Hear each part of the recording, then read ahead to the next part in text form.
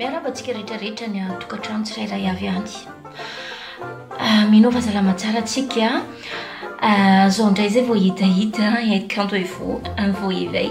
Tsy hoe adino fa noho ny asa mandraharaha dia maro loatra tsy tena na fotoana piry fa nanokana fotoana manokana ho antsika zay mpanaraka ny fo ivay androany mpanaraka ny kanto info satria fa miamaro dia mamaro zany manaraka ana amin'izao fotoana zao dia natokako anareo manokana tia fotoana androany tia azadino ny manao commentaire, azadino ny manao partage, azadino ihany koa ny miabone. Androany sika resaka fanafody, resaka aretina na marimarina kokoa iresaka ny hoe aretina amidy. Resaka ny aretina amidy sika androany. Ny eto ambonin'ny tany dia maro ny zavatra mitranga eto ambonin'ny tany. Misy ny mamorona molécule, misy ihany koa ny mamorona aretina manokana mba amoronana molécule vaovao ndray satria raha tsy misy ny aretina, tsy misy ny fanafody, tsy misy ny vola miditra ao anatin'ny kitapo-panjakana, dia raha tsy misy ny vola miditra ao anatin'ny kitapo-panjakana dia tsy misy ny vola anaovana fikarohana ho an'ny laboratoire pharmaceutique. Dia androany zany resaka aretina amidy, izay aretina foronina amidy ho an'ireo olona zay tsy marary, fanafody amidy ho an'ireo olona zay marary. Zay no resantsika androany hoarana kely vetivety aloha ny fandarana dia ny laboratoire manao recherche mamorona fanafody molécule vaovao dia dikan'izay tsy maintsy mamorona aretina vaovao satria ilay aretina foronina no amoronan'izy ireo ny molécule vaovao. Zany hoe ny aretina zany amidy ho an'ireo olona izay salama. Olona salama ny varotana an'izany aretina zany, fa ny olona marary kosa indray varotana ny fanafody. Nandritra ny taonjato iray mahery ny fanafody dia nanampy ny olombelona namasitrana ny aretina. Lasa mifanohitra tamin'ny tokony ho izy arak'izany ary ny fanafody sy ny aretina taty aoriana satria lasa fitadiavam-bola, lasa dokam-barotra, lasa marketing zany izany resaka fanafody zany fa tsy lay efficacité na tsy le fahasalamana azo avy amin'ny fandraisana fanafody tsony ny zavatra misy dikany amin'reto olona reto fa dia ilay vola miditra ao am-paosin'izy ireo sy ny dokam-barotra. Hatramin'ny taona 70 ny industrie pharmaceutique dia namorona zava-mahadomelona mba nasitranana aretina maromaro. Ny fampitomboana ny tombobarotra dia nanjary lasa aretina vaovao izany varotra zany mba ivarotan'izy ireo ny zava-mahadomelona. Misy ambaratonga maromaro hita ao anatin'izany etsika zany hita ao anatin'izany varotra aretina zany, manomboka hatramin'ny tahany cholestérol avolenta ka hatramin'ny fikorontanany taovam-pananahana mahatonga ny fahamombana, eo ihany koa ny fikorotanan-tsaina ary ny aretina bipolaire. Izany rehetrarehetra zany dia azo avy ao amin'ny fomba fikarohana ao anatin'ny laboratoire pharmaceutique izay ataon'izy ireo satria ny molécule atao anatin'izany fanafody zany dia sady manome aretina, mahatonga ny hypertension, mahatonga ny diabète, mahatsaintsina lalandra, mahatonga aretina maro isan-karazany. Avy amin'izany ihany koa ny azahoana aretina bipolaire na ny autisme. Izany fivarotana aretina zany dia manimba ny paikady momba ny marketing sy ny serasera napetraky ny industrie pharmaceutique miaraka amin'ny fampianaran'ireo manampahaizana sy mpitsabo momba ny fitsaboana.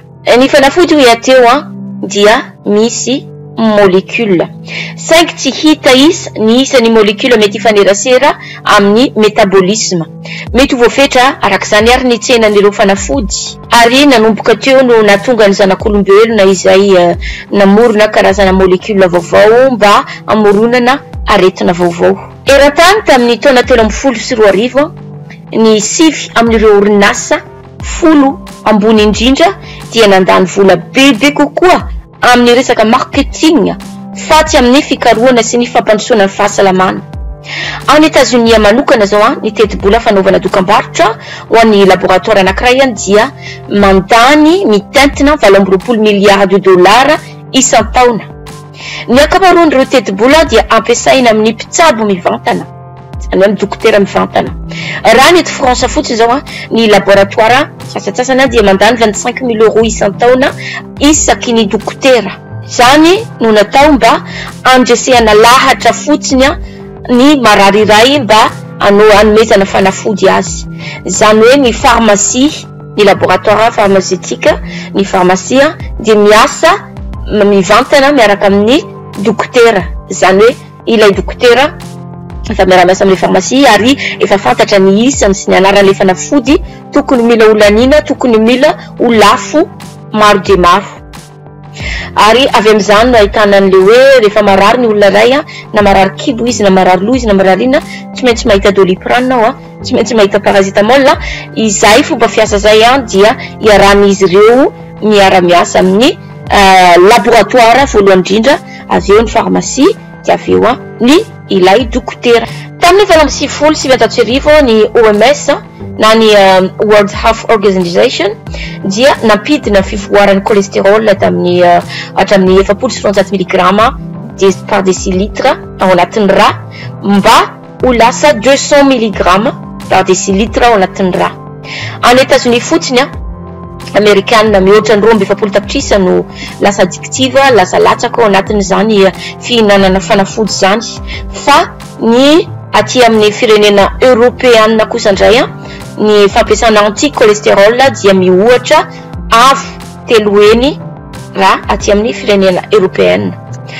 Zany hoe hoazavaiko kely vetivety cholesterol mantsy tena mamono ny ankamaroan'ny olona eto ambony tany. Ny voalohany indrindra tena voakitiky izany dia ny ao Amerika satria ny laboratoire dia tsara ho fantatra fa tsy fanafody irery ihany.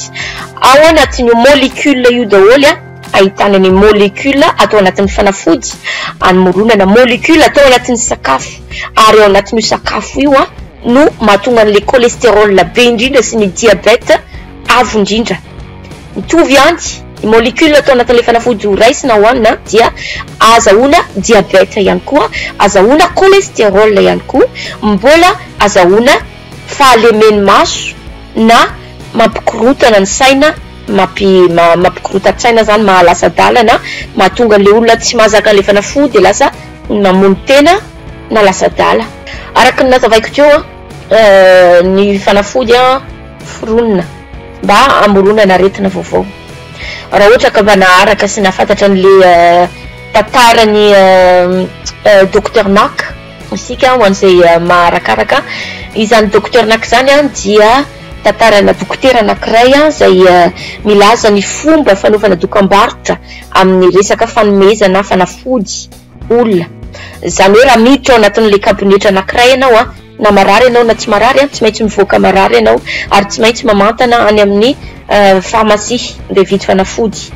Zany hoe raha marary loha le olona na hoe marary nify na marary inona dia tsy maintsy mivoaka miaraka amin'ny ordonnance na fanafody paracetamol na zavatra ohatr'izay, na tsy marary ary izy na dia juste hoe marary loha fotsiny zavatra kely mora ho afaka sitranina dia tsy maintsy mivoaka miaraka amin'ny ordonnance. Ary le ordonnance na izy mandovola raha ohatra izy ka tsy manana assurance, na izy mividy an'le fanafody fa le assurance no mandoa an'le fanafody any amin'ny pharmacie. Zany hoe na ny assurance na le olon-tsotra tsy maintsy mampidi-bola amin'le laboratoire sy amin'le pharmacie. Ny teneniko hoe mamorona aretina vaovao izy reto. Omeko ohatra vitsivitsy kely fotsiny amin'izay aretina efa fantatry ny be sy ny maro dia ny VIH sida sy ny Ebola. Zay no raisitsika ohatra androany. Izany aretina sida zany dia fantatra fa nafatesana olona marobe ary mbola tsy misy fanafany amin'izao fa misy vaksiny kosa indray satria hitanareo amin'izay noforonina le aretina mba nahaizan'izy reto ny karoka fanaovana fikarohana mba ahitana tsindrona na ahitana vaccin omena contre an'izany sida zany. Ny aretina sida sy ny Ebola mitovitovy fomba fatao mitovitovy fomba zany fidirana amin'olona fa amin'ny tsiranoka na amin'ny rà na amin'ny fifandraisana ara-nofo no azahoana zany aretina zany fa tsy virus araka n'ilay miparitaka mikasika ny Ebola eran'izao tontolo izao hoe rehefa mikohaka dia miparitaka ilay aretina na miparitaka eny amin'ny habakabaka tsy miparitaka amin'ny habakabaka zany fa misy fifandraisana amin'ny raha misy olona maratra dia mifandray amin'iny ran'ilay olona maratra iny ka manana an'ilay aretina ilay olona dia izay izy mifindrany na ianao mifindra manao firaisana ara-nofo amin'ilay olona dia ifindran'ilay aretina. Ny famoronana izany virus ao amin'ny olombelona dia tanjona famonoana olona. Tsy fisian'ny fifamatorana eo amin'ny otrikaretina VIH sy ny fahafatesana azo avy amin'ny sida mifandray aminy na loza fanandramana fotsiny no antony nanaovana an'izany. Ny docteur Robert Stryker zao manampahaizana momba ny patolojia amerikana ny tsimok'aretina sida dia noforonina tao amin'ny laboratoire amerikana anankiray ao Amerika. Araka ny filazany docteur Leonard Howard Fitz ihany koa dia diplôme nazo diplôme momba fahasalamam-bahoaka ao amin'ny université ny Harvard dia niparitaka tamin'ny alalan'ny fampielezana vaksiny tany Amerika Atsimo sy Afrika izany virus VIH sida zany. Averiko kely niparitaka tamin'ny alalan'ny fampielezana vaksiny tany Amerika Atsimo sy Afrika ny alalan'ny piasa ny fahasalamana ny fanaparitana zany virus VIH sida zany.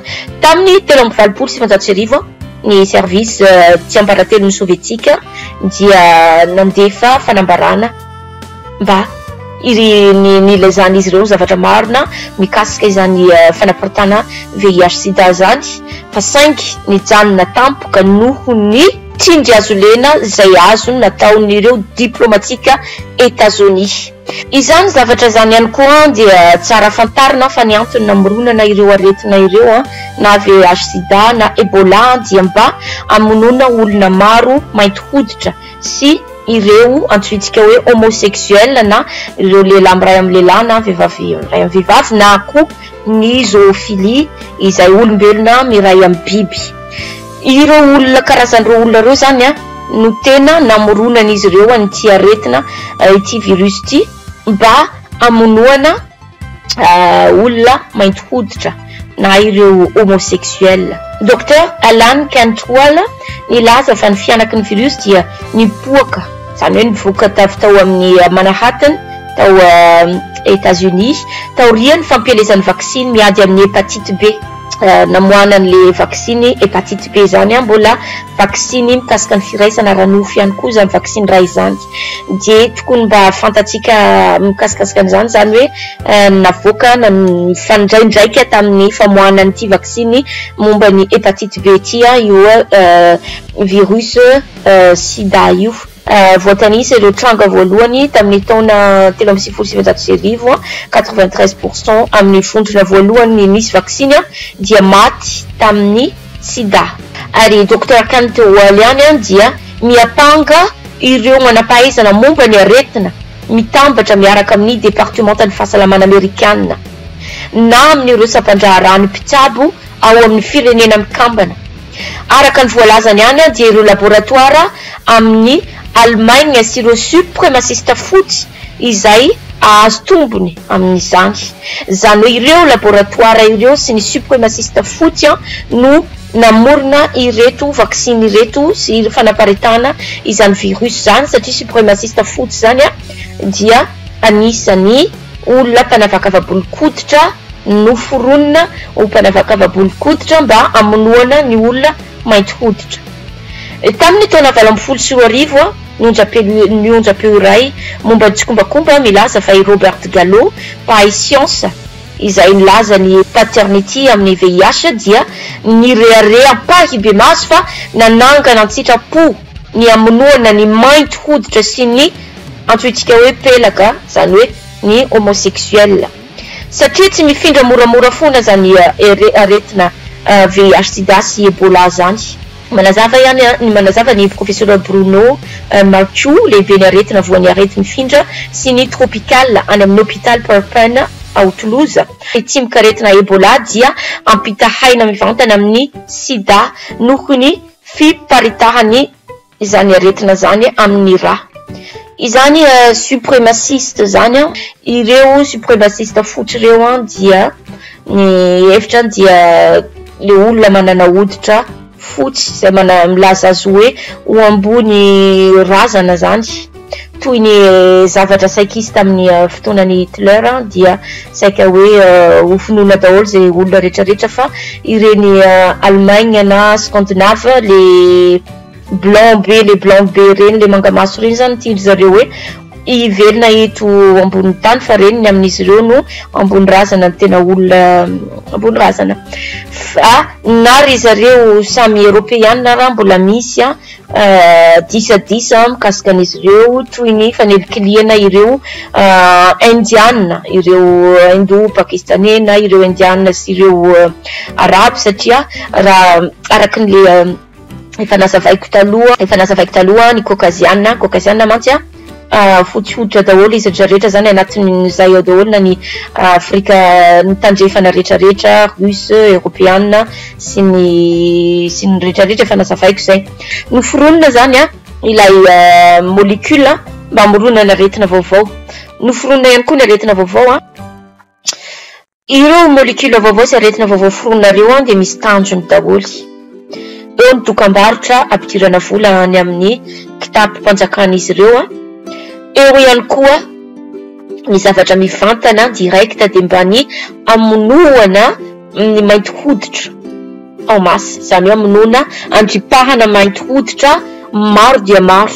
Tokony mba ho fantatra antsika fa ny aretina zay mivoaka rehetrarehetra any Afrika daholo ny amoahany anazy rehetrarehetra any dia misy aretina ohatran'izao ny Afrika vao tamin'ny 2018 zao misy aretina anankiray fa mbola tsy dia namoahany zareo anarana izy ity aretina vao nivoaka indray izy io dia mivoaka misofina ny raha alohan'ny ho faty le olona zany ny raha mahazo an'le aretina le olona dia ny tahany fiainany 1 andro na 7 andro dia maty le olona misy raha mivoaka avy amin'ny sofina iny dia avy eo izy maty fa mbola tsy dia navoaka ampahabe maso le aretina ary mbola tsy navoaka zany ny tena anarany fa raha vao mahafantatra fotsiny vao henoko fotsiny ny anaran'le aretina dia tsy ho adiniko ny ampandrehantsika sy mba ampiomana atsika amin'izany rehetrarehetra zany fa tokony mila fantarina ry olombelona tokony mila fantarina fa tsy misy aretina mipoipoitra fahatany zany fa ireo laboratoire ireo no mamorona ny aretina mba hamoronana fanafody mba handraisana azahoan'izy ireo vola anaovan'ireo laboratoire fikarohana indray any aoriana any.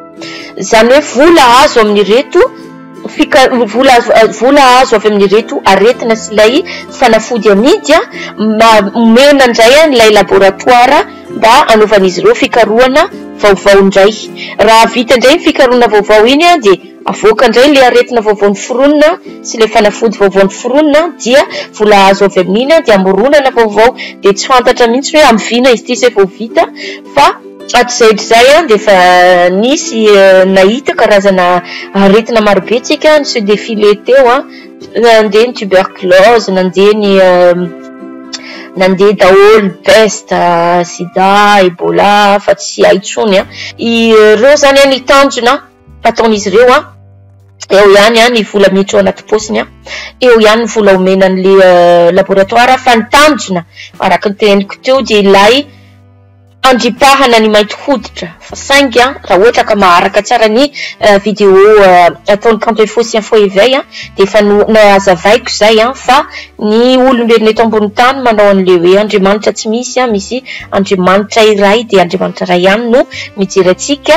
ary zany andriamanitra iray mijery sy miay atsika zany no mahatonga ireo mainty hoditra tsy mety aripaka amin'ny alalan'ny rehetrarehetra na aripaka amin'ny alalan'ny famarotana azy ireo aripaka amin'ny alalan'ny aretina fa tsy mety voaripaka na izy ireo raha manontany tena hoe inona ny antony inona mahatonga an'ireto afrikana reto tsy mety ripaka mihitsiny ataon'izy ireo daholo avoaka ny vaksiny vaovao mba amomba na atao anatin'ny sakafo anome aretina azy ireo mba amomba fa mbola mahita moyen foana zany ny afrikana iterahana marobe anatiny zany rehetrarehetra zany ihany koa fanaovana ny fanabeazanaizana hoe aza miteraka maro fa lasa mabe fahantrana dia zany rehetrarehetra zany a antony natao zany a mba ahavintsy ny afrikana mba anamoramora ny andripahana ny mainty hoditra satria ny eto ambony tany a rehefa maty de velona, rehefa matory de mitsangana,